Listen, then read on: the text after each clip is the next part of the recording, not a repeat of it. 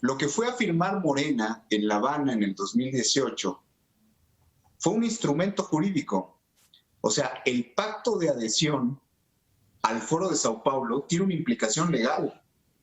Es que la adhesión fue a través de instrumentos de acreditación legal, donde hay intercambio, cooperación, cumplimiento de políticas públicas. O sea, es una suerte que no es un tratado internacional porque no reúne las características, pero sí es un instrumento jurídico. Es decir, antes, se han de acordar, ¿no? Nosotros, muchos crecimos con toda la historia de las políticas que imponía el Banco Mundial, el Fondo Monetario Internacional, bueno, pues ahora resulta que las políticas públicas que el gobierno mexicano en turno, a las que se sujetó y a las que se comprometió, ahora son dictadas por la agenda y todo el comité, digamos, que maneja el Foro de Sao Paulo, por increíble que parezca. O sea, ya no estamos hablando de política ONU expresamente, por poner un ejemplo, estamos hablando de política de izquierdas chavistas latinoamericanas. Es una película de terror que los abogados no acabamos todavía de entender cómo, en algunas reuniones que hemos hecho, hemos dicho, bueno, parece que la sociedad mexicana hoy está dividida en tres, y vuelvo a hablar desde el punto de vista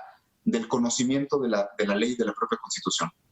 Una parte, un sector de la población mexicana que ya se dio cuenta de la situación, que ya está consciente, otra parte de la sociedad que no se ha dado cuenta. Hay mucha gente que votó de buena fe por el licenciado López Obrador y que no quiere creer o todavía no tiene la suficiente información, en fin, o sea, todavía no se dan cuenta. Y hay otro sector que claro que se da cuenta, pero que son parte del negocio. O sea, que están apoyando el régimen y lo piensan apoyar, y estoy hablando desde el integrante de la Cámara de Diputados que se ha vendido a Morena, aunque no pertenezca a ese partido, hasta el chico que recibe su pensión sin trabajar. O sea, son los tres sectores en que se ha dividido el país hoy, y ciertamente esto es muy peligroso. Además, les digo, les comento, ¿no? A los dos y a todo el auditorio, veamos que esto llevó años en otros países, pero hay que reconocerles una cosa. Los ideólogos de la 4T han hecho bien su trabajo, porque ellos, cuando fueron al Foro de Sao Paulo, ellos se comprometieron a 6 años en 3 etapas y son 25 puntos. Ya llevan 17. O sea, en realidad no hicieron un plan a 25 años, hicieron un plan a 6 años para proyectar toda la transformación. Yo tristemente vi como abogado cómo México nunca se dio cuenta. Cuando Andrés Manuel López Obrador asumió el poder, él lo dijo con toda claridad. Él dijo, esto no es un cambio de partido ni de gobierno, es un cambio de régimen. Y los que conocemos qué implicación jurídica y política tiene el cambio de régimen desde el punto de vista constitucional, supimos que la primera que iba a sufrir, aparte de la nación mexicana, era la Constitución. ¿Por qué? Porque hay que transformarla para convertirla en una constitución de régimen y no de Estado democrático.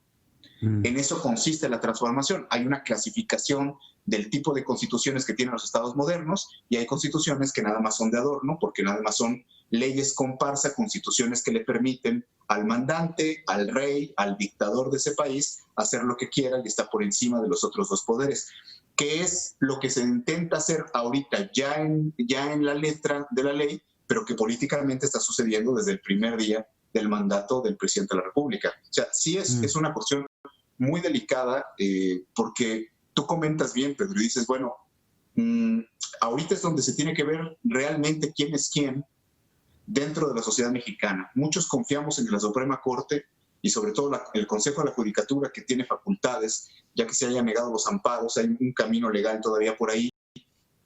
Hay muchos mexicanos que realmente aman a este país y que no quieren. El artículo 39 de la Constitución lo dice. Los mexicanos tenemos el derecho de elegir y de transformar nuestra forma de gobierno. Yo en el video que se hizo viral, ahí lo expresé.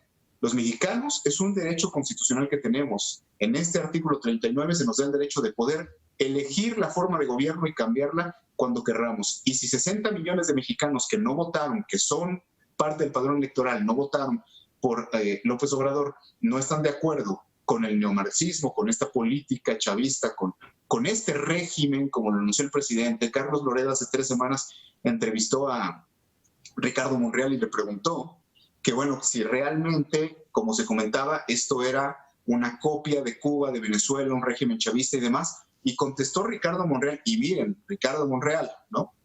Y Ricardo Monreal contesta y dice, el licenciado López Obrador nunca engañó a nadie. Él siempre dijo cuál era su proyecto político. Mentira otra vez. En los medios de comunicación se cansaron de preguntarle si realmente él iba, porque él siempre proclamó ser fan de Castro, de Maduro, de Chávez, bueno, él siempre lo dijo, y le preguntaban si ese régimen, si esa doctrina económica, política, era la que iba a traer para México, y él decía que no, que nadie tenía que preocuparse, que iba a haber libre mercado, que todo resultó falso.